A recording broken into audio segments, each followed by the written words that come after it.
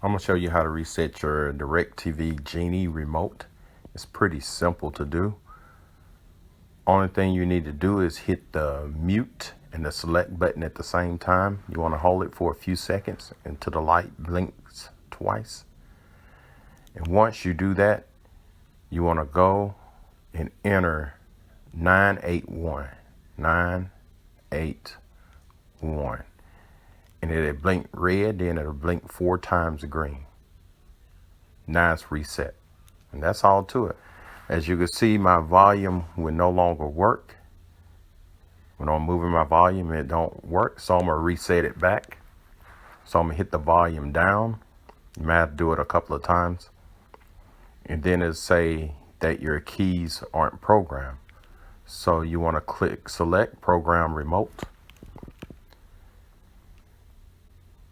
And you notice that it says press and hold the mute and the enter to get to the RF.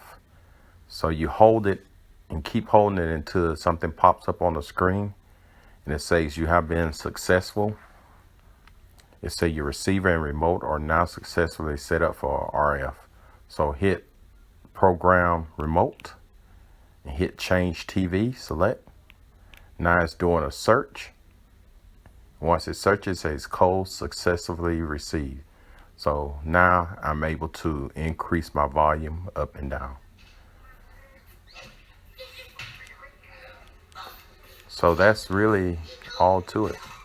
And if you would like to purchase this remote or anything, you can look in my description below and also subscribe to my channel. So I'm going to exit out of all of this. And I'm going to show you that my volume is still working since I reprogrammed it.